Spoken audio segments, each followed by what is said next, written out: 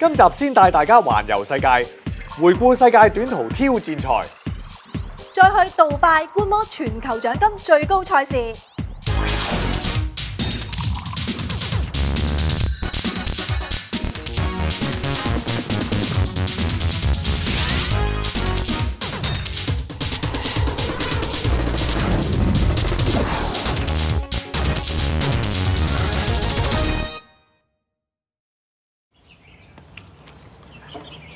咦，Icy，喂得有板有眼喎。係啊，浩然，而家同你做得節目多呢，我對馬咧越嚟越有興趣啦。咁最衰香港地方細啦，如果唔係好似啲外國人咁啦，住喺郊區，咁有個牧場，咁再養得幾匹馬仔都幾開心喎。呢個唔止係你嘅夢想嚟喎，仲係我同好多朋友嘅夢想嚟添啊。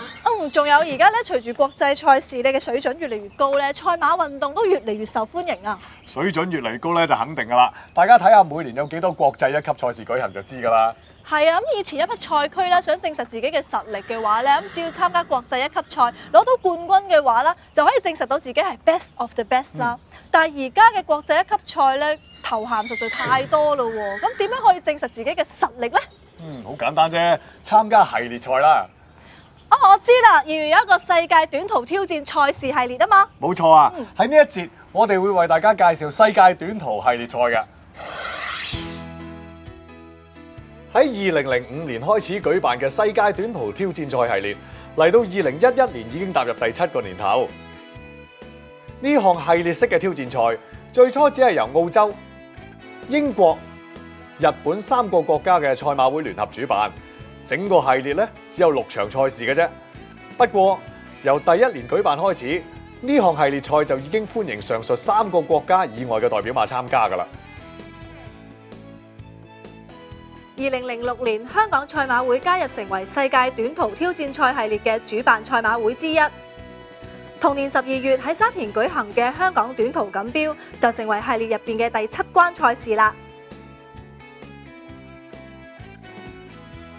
2008年，傳統喺英國皇家雅士谷舉行嘅皇席錦標，除咗正式被升格為國際一級賽之外，亦都同時被列為世界短途挑戰賽系列裏邊嘅分站賽事。換句話講，由2008年開始，世界短途挑戰賽系列已經發展到有8站嘅分站賽事㗎啦。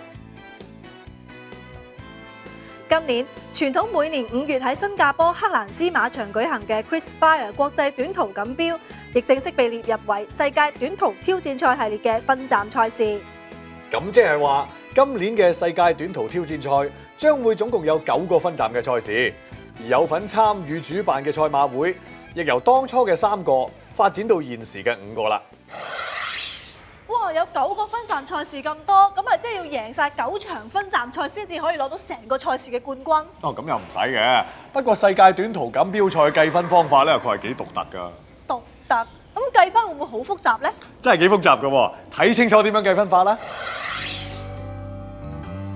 根據主辦單位所訂立嘅計分方法，喺分站入邊攞到最多積分嘅參戰馬，就會成為該年度挑戰賽嘅總冠軍。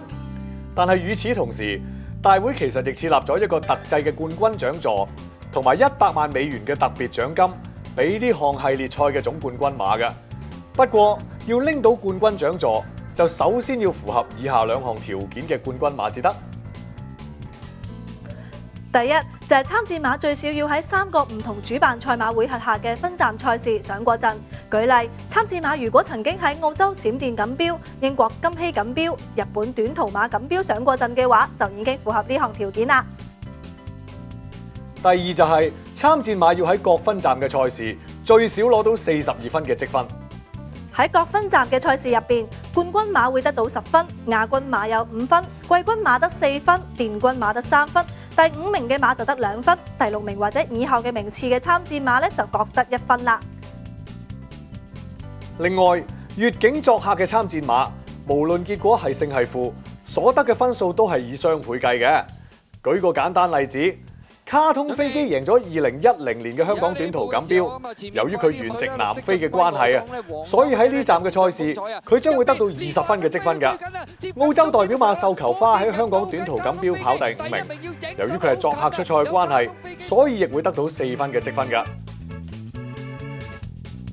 2010年度嘅世界短途挑戰賽總冠軍花旗，雖然係各參戰馬入邊積分最高嘅一匹馬，但由於得23分嘅積分，加上又只係參加過澳洲同英國兩地主辦賽馬會嘅分站賽事，所以就算成為總冠軍，都唔符合獲頒發冠軍寶座嘅條件，所以呢一年嘅冠軍寶座就冇佢份啦。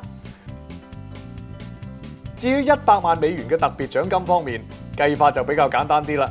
參戰馬只要喺1年之內贏到系列賽裏邊嘅其中3項由唔同主辦賽馬會轄下嘅分站賽事，就已經可以符合領獎資格。舉多簡單例子啊，參戰馬若然喺同一年份之內贏到澳洲閃電錦標、英國皇席錦標同埋香港短途錦標嘅話，就已經符合領獎資格㗎啦。